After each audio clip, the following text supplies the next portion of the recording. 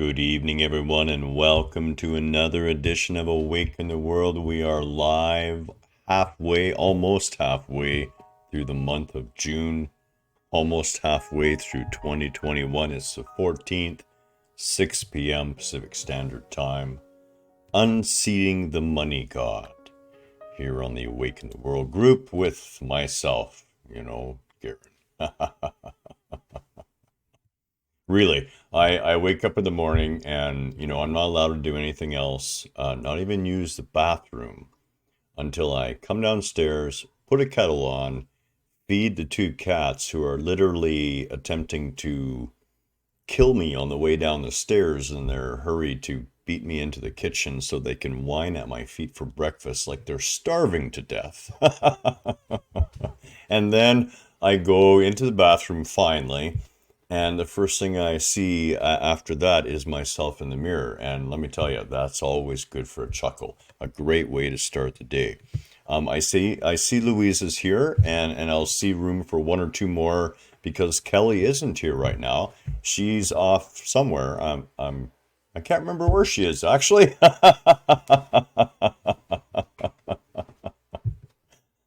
But she's not here. But she's here in spirit. So.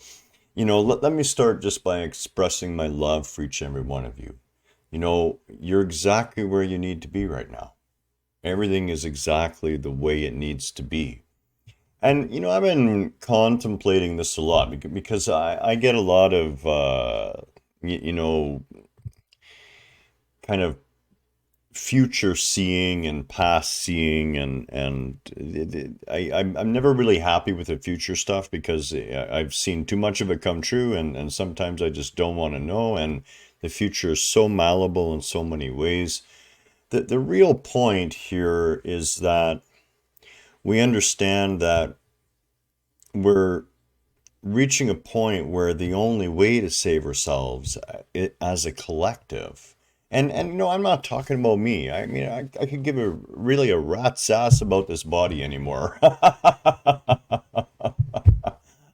mean, I love it. I love it to death. Literally. Ha, that's a good one.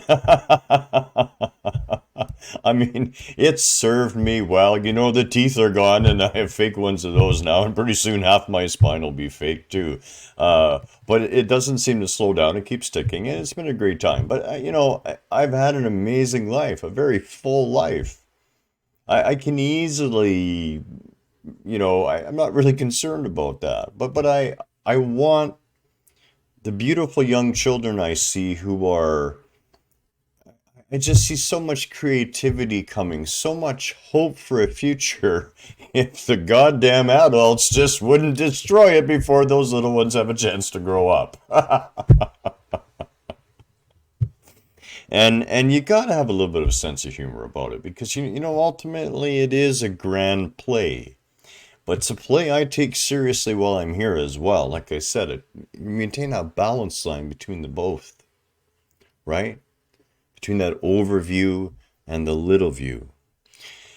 So one of my big sticking points, and something that clearly we never really caught on to was this whole deal with money. And, no matter what you want to talk about as far as how money came about, what I really want to talk about is the reason why it is the most unreal, dehumanizing, de-energizing,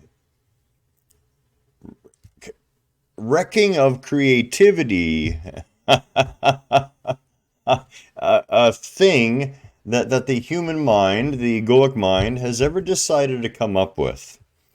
And I want to mention first, that interestingly enough, in the Bible, Christ talked more about money than he did about heaven and hell combined.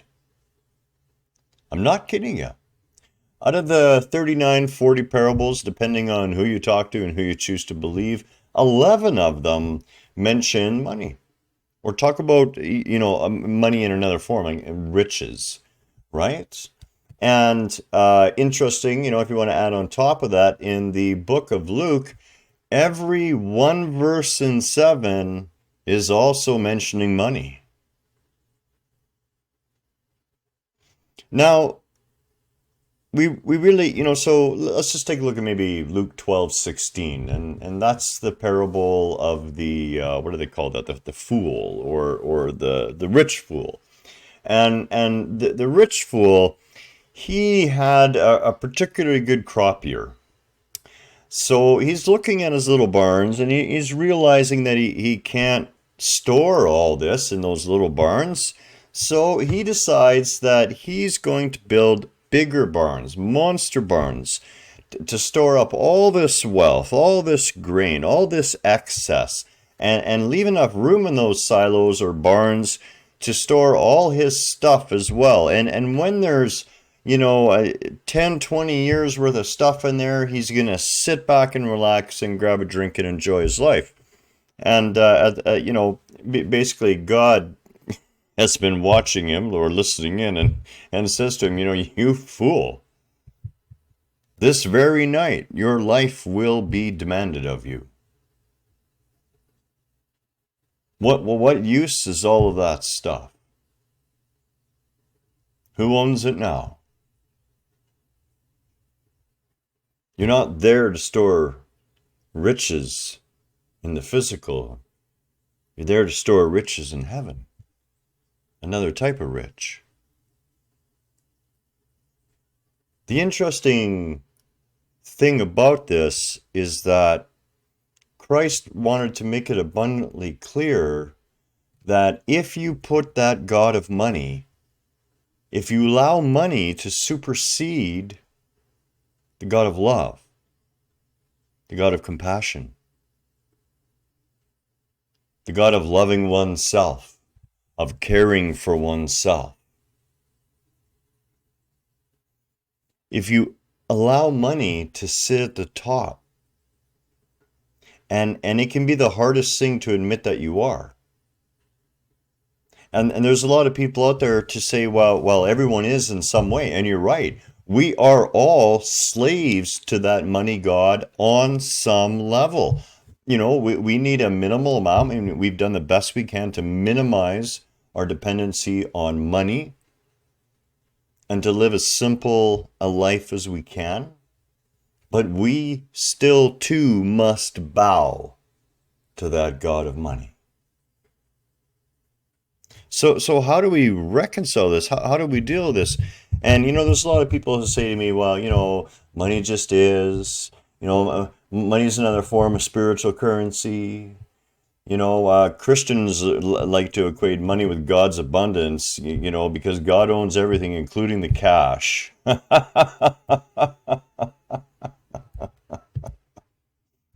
Like God would give a rat's ass about a little tiny paper currency that's only good on one frickin' planet. I mean, come on, really? We have to begin to shift this.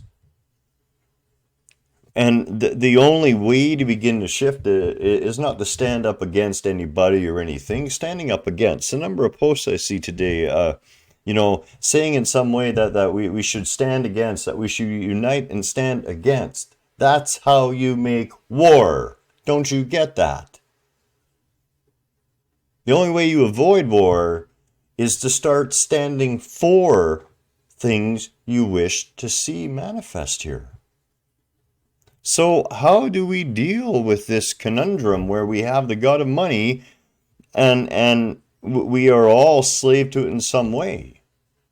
Well, the first thing to do is get it out of your head that money has anything to do with security. And the parable of the rich fool is exactly that. That's the underlying. There's so many lessons in that little, and I believe it's 5 verses in 5 verses in Luke 12:16 to the 21st. Those 5 verses have so much in it, and the biggest thing in there is exactly that. You don't have to slave yourself to the concept of money thinking you're going to gain some sort of sense of security out of it, because there is no security. There's no security here. We're all doomed. I love saying that word. At least once a day, I got to find a way to set it in. And it's always followed by my quasi-evil chuckle. You're not here for safety. So how do you balance that out? Because, you're going to need money, and you need money to live. Whether it's a little bit or a fair amount, you still need money to live. And taking that money God down isn't about throwing your money away. It's not about going out and spending it foolishly or any of those sort of egoically driven things. First and foremost, it's accepting, as Christ reminds us in Matthew, and it seems to me I'm going into the Bible a lot today, and that's the thing I love about being open to all the holy books. You have a lot more material. The birds are not worried about where their food comes from. The grasses in the field that are going to be burned the next day, they're also looked after. You are cared for. And no, that doesn't mean money is going to come to you, but it is the underlying faith of your existence here that you are loved and that you are provided for in the measure in which the journey that you have chosen here is supposed to be. Now, a lot of people may say, well, I'm poor right now, and does that mean I'm going to be poor forever? And, poor or rich are not states that have to do with money. As a matter of fact, many people who are very rich are very bankrupt in their inner being, in their egoic being. Accepting, having faith in the knowledge that you are provided for to the level in which the journey here it needs to be for you, gives you this ground state of being that allows you to take that money God down off the top and put love back up there first. Somebody posted today on the community group that they wanted to know if someone could help them fix a bike. And, I commented, well, if you don't find someone, I'll do it. And of course, it's free. Taking that money God down means you're willing to take a price off what you're willing to do for other people. I typically get paid for the things that I voluntarily say I'll do to help people. But I'm not concerned about whether I get paid or not. There's no dollar amount that Garhen is worth in reality, so I don't really give a crap what you decide to pay me, because I'm not doing it because I sense some monetary value to myself. I'm doing it because someone has asked and it's been brought into my awareness, and someone needs some help. But believe it or not, the money seems to flow by itself. And in that way, I see that as having pushed that money God down low enough that the money God has to subsume itself to that God of love too. And that's really what we're talking about here. Whatever you put at the top of the totem, everything else in your existence in some way or another must subsume itself to that God. And whole religions, churches, families, individuals, organizations, governments, corporations. What's the number one? The dollars. And we wonder why we're willing to destroy a planet. We're willing to destroy a planet because of that god of money. What value would there be to raping the forest if there wasn't a dollar amount attached to it?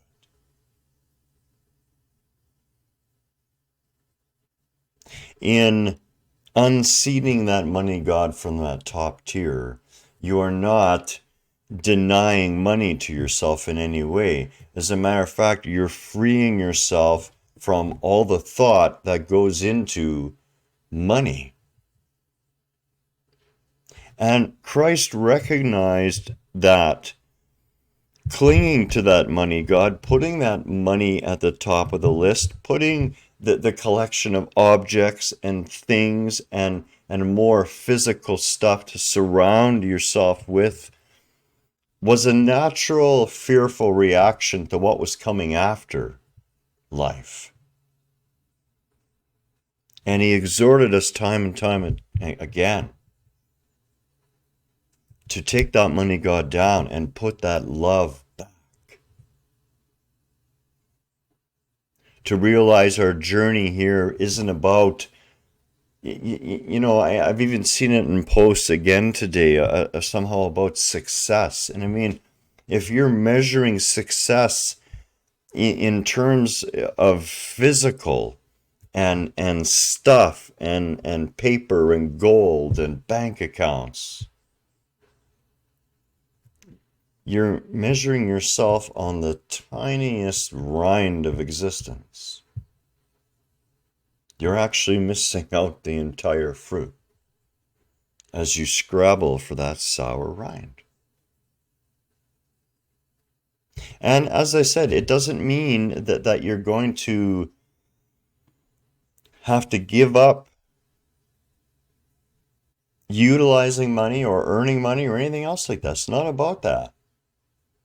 It's about holding values higher than that. Not being willing to take abuse and working in a job that's sucking the life and the soul from your being in exchange for a little bit of that God's favor.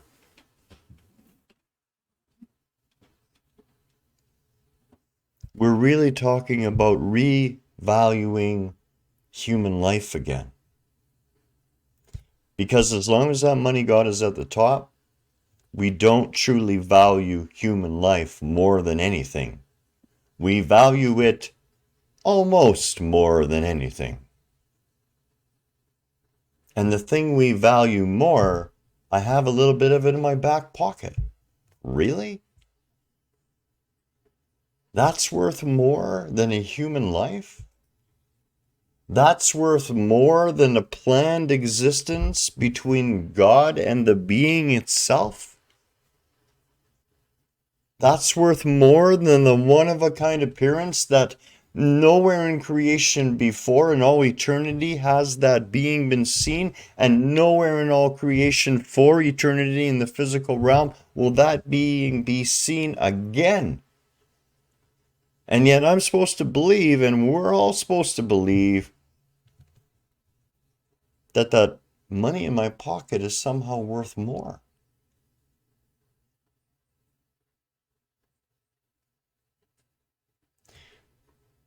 What does it mean ultimately? Well, as I said to Kelly, no one knows where life's going to go or when things are going to change. But we're always offered the choice. And as we talked about today, I don't think in terms of this life. I think in terms of this life and the spectrum of life that I am part of in the experience, the past memories, the future memories. And I intentionally ingrain with myself. Hicks would say, putting it into the vortex.